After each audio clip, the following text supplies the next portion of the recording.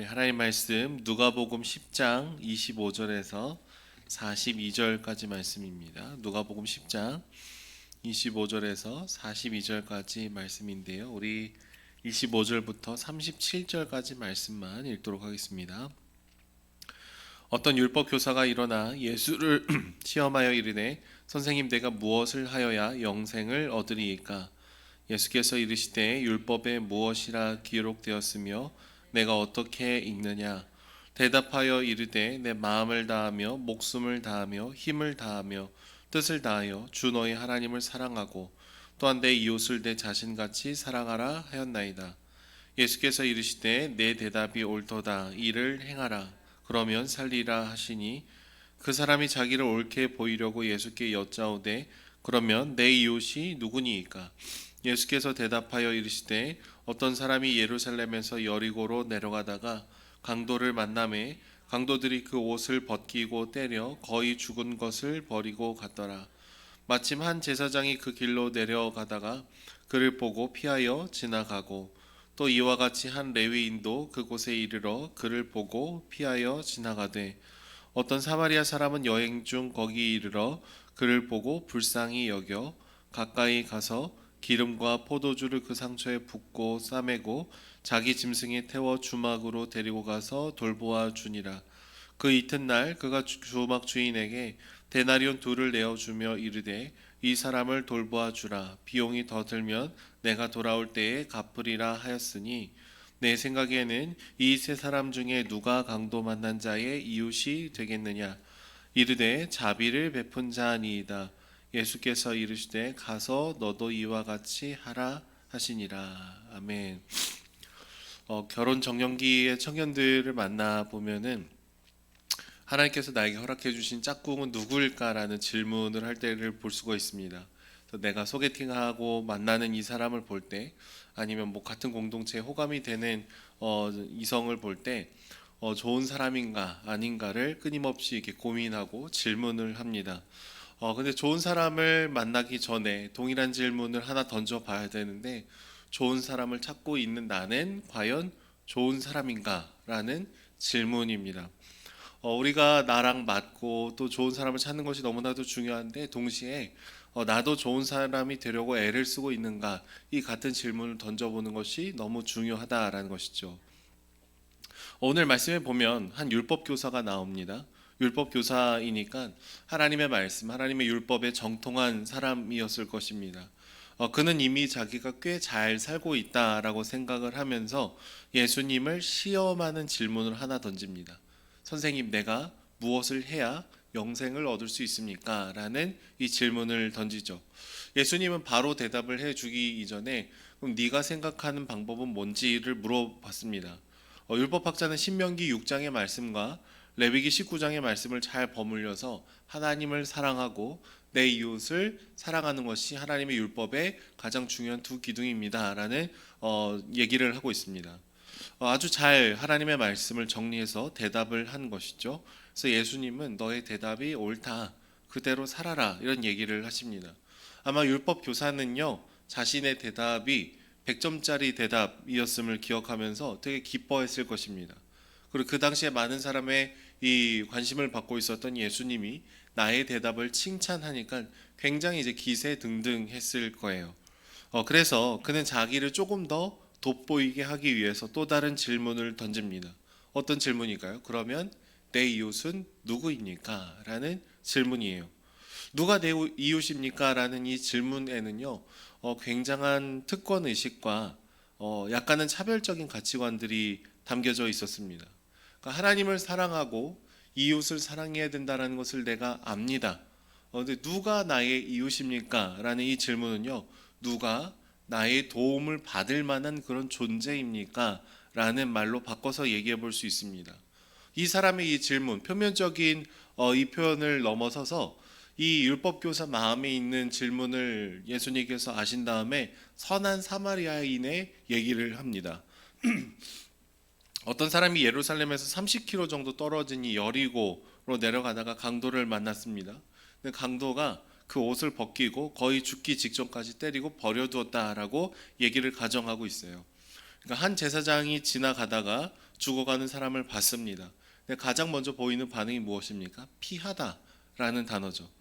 제사장은 아마 제사장의 직무를 마치고 내려가던 참이었을 것입니다. 그는 하나님을 사랑한다라고 얘기했고 그 하나님께 드리는 제사를 드리고 집으로 돌아가는 길이었겠습니다. 그런데 그는 이제 죽음에 가까운 사람을 외면하고 피하고 지나가 버리죠. 성경학자들은 왜 이 사람들이 그냥 지나갔을까? 가장 핵심적인 이유 중에 하나가 옷이 다 벗겨져 있었기 때문에 그 사람이 유대인인지 이방인인지를 분간하기가 어려웠을 것이다 라고 얘기를 합니다. 유대인이면 도와줄 마음이 있고 이방인이면 도와주지 않으려는 그 마음의 흐름이 있는 것이죠. 두 번째는 레위인이 지나갑니다. 그는 제사장을 도와서 역시 성전의 직무를 마친 사람이었을 겁니다. 하지만 그도 똑같이 보고 피하여 지나갔다라고 얘기하죠. 저희는 하나님만 섬기는 사람이기 때문에 시체를 만지면 안 됩니다라고 자신들의 이 외면한 것을 항변할 수 있었겠지만 사실 그 사람이 정말 죽었는지 살았는지조차도 제대로 판단하지 않았습니다. 다가가지 않았고 멀찌감치 서서 뭔가 나한테 불이익이 될 것 같으니까 그냥 떠나갔었던 것이죠. 근데 사실 유대인의 전통에는요, 길 위에 있는 사람이 죽지 않았더라면 도움을 줘야 되는 전통이 있었고, 만약 죽었더라면 그 사람을 매장해주는 전통도 있었습니다. 그러니까 정결 의식을 얘기하면서 그냥 자신들의 이 비겁함을 그냥 너무나 쉽게 지나칠 수는 없었다라는 거예요. 제사장과 레위인의 이 마음의 눈에는요, 어떤 장애물이 있는 겁니까? 누가 내 이웃이냐? 누가 나의 섬김을 받을 만하냐? 유대인이냐 아니냐라는 이 기준이 있었던 것이죠. 그러니까 이웃도 이웃 나름이어야지. 내가 도울 만한 그 사람만 내가 좀 돕고 싶습니다라는 굉장히 높아져 있는 교만한 마음이 있었던 것이죠. 이방인들처럼 개와 짐승과 같은 사람들은 나는 돕지 않겠습니다라는 그런 악한 마음의 장벽이 있었던 겁니다. 하지만 그들이 굉장히 천박하게 여겼던 사마리아인을 예수님께서 예시로 드시죠. 그는 어떻게 반응을 합니까? 죽어가는 사람을 보고 불쌍히 여깁니다. 다가갑니다. 기름과 포도주를 상처에 붓고 싸매고 주막으로 데리고 가고 돌봐줍니다. 돌봐준 것뿐만 아니라 혹시 이 사람을 돌보는데 돈이 더 많이 필요하면 내가 나중에 다시 돌아오는 길에 이 돈을 내가 치르겠다라는 약속까지 합니다. 여러분, 예수님은 이 선한 사마리아인을 비유할 때 굉장히 많은 동사를 막 이렇게 쓰고 계세요. 불쌍히 여기고 가까이 가고 상처에 기름과 포도주를 붓고 싸매고 데리고 가고 돌봐주고 약속해주고 굉장히 긍정적으로 능동적으로 반응하는 사마리아인의 마음을 여러 가지 동사들을 통해서 지금 표현하고 있는 것이죠. 선한 사마리아인에게는 어떤 질문이 없습니까? 누가 내 이웃입니까? 누가 내 이웃입니까? 누가 나의 섬김을 받을 만합니까? 라는 질문을 하지 않습니다. 그는 자신이 세워놓은 기준을 정해놓고 이것을 통과하는 사람은 내가 받아들이고 아닌 사람은 밀어내려는 그런 경계선이 없다라는 거예요. 오히려 내가 저 사람의 선한 이웃이 될 수 있는가를 고민하고 있는 것이죠. 여러분, 하나님을 사랑하면 우리가 좋은 이웃이 되려고 먼저 노력하는 마음의 자세가 있어야 됩니다. 그래서 예수님은 이 율법 교사가 물어본 두 번째 질문, 사실은 정답을 맞춰서 굉장히 기뻐하다가 자기의 이렇게 숨어 있는 동기들을 들켜버리는 것인데 누가 내 이웃입니까? 라는 이 질문 속에 차별적인 생각과 특권 의식을 깨뜨리기 위해서 이 선한 사마리아인의 비유를 들고 있는 것이죠. 그래서 예수님은 거꾸로 물어보는 거예요. 너의 생각에는 이 세 사람 중에 누가 강도 만난 자의 이웃이 되겠느냐? 누가 이웃이 되어준 거냐라고 질문합니다. 그러자 율법교사는 사마리아인입니다라는 이 발음을 하고 싶지 않아서 어떻게 대답을 하죠? 자비를 베푼 자니다라고 얘기합니다. 굉장히 초라한 대답입니다. 결국 예수님은 가서 너도 이와 같이 해라라고 말씀하시죠. 그러니까 유대인 출신 율법 교사에게 사마리아인처럼 행동해라라는 이 말은 굉장히 모욕적인 말로 들릴 수밖에 없었습니다. 그런데 자기만의 기준으로 누군가를 판단하고 나의 높아진 마음을 갖고 그런 것을 내려놓고 이제 좋은 이웃이 되어야 된다라는 것을 깨닫게 해주는 것이죠. 여러분, 오늘을 살아가는 우리에게도 이런 마음의 방향이 너무나 필요합니다.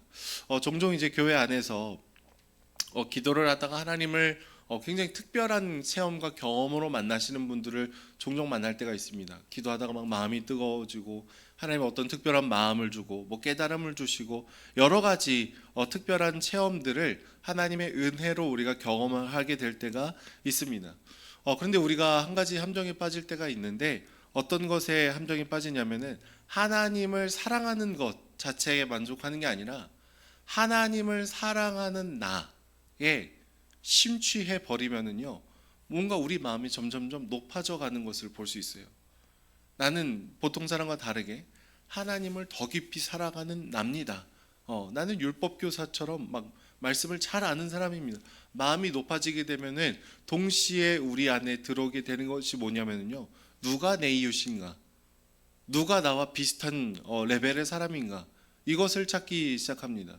근데 여러분, 주님께서 얘기하시는 것은 그리스도 앞에서 우리는 높아질 마음이 없다라는 것을 오늘 얘기하는 것이죠. 누가 내 이웃입니까? 내 기준을 가지고 나와 비슷한 동류의 사람을 찾아 나설 수 있는 것이 아니라 우리는 모두 다 사마리아인이라는 것을 얘기하는 것이죠. 우리는 다 자격이 없지만 하나님의 은혜로 구원을 받은, 그래서 누가 내 이웃입니까가 아니라 내가 저 사람에게 어떻게 이웃이 될 수 있습니까? 굉장히 겸손한 마음으로 서로를 사랑할 수 있어야 된다라는 것입니다. 여러분, 하나님을 깊이 사랑하면은 우리는 낮아지게 됩니다. 하나님을 높이게 되면 우리는 깊이 낮아지게 돼요. 그러니까 하나님을 사랑하고 이웃을 사랑하면서도 이웃의 경계선을 결정짓는 이 율법 교사는요, 그 마음의 높이가 너무 언덕 위로 높아져 있는 것이죠. 저는 저와 여러분들이 오늘 말씀으로 그렇게 우리 마음도 깊이 낮아지면서 그러나 풍성한 은혜를 흘려보내는 복음의 통로가 될 수 있었으면 좋겠습니다. 하나님께서 우리에게 주시는 많은 체험들, 경험들, 주님과의 추억들, 이것을 너무나 소중하게 여기면서, 그래서 내가 다른 사람들과 차원이 다른 존재가 아니라 하나님의 은혜를 알아서 그 은혜를 기꺼이 흘려보내는 이웃을 찾아 나서고 내가 그들의 곁을 내어주는 복음의 통로가 되기를 소망합니다. 그래서 하나님을 사랑하지만 누군가를 외면하는 모순이 없이 하나님을 사랑하기에 누군가의 아픔에 함께 공감하고 함께 걸어가는 저와 여러분들이 되시기를 소망합니다. 기도하겠습니다. 사랑해 주님, 감사합니다. 높아져 있는 우리의 마음 가운데 다시금 하나님의 은혜를 부어주시니 주님 감사합니다. 하나님의 사랑과 은혜가 우리 마음을 깊이 채워갈 수 있도록 붙들어 주시고 주님을 사랑하기에 우리가 누군가의 아름다운 이웃이 되기를 갈망하고 소망하는 저희들이 될 수 있도록 하나님 역사하여 주시옵소서. 우리 주변을 살피게 하여 주시고 하나님의 사랑을 우리가 왜곡되지 않고 잘 전하며 사랑하며 섬기며 걸어갈 수 있도록 축복하여 주시옵소서. 감사드리며 예수님의 이름으로 기도드립니다. 아멘.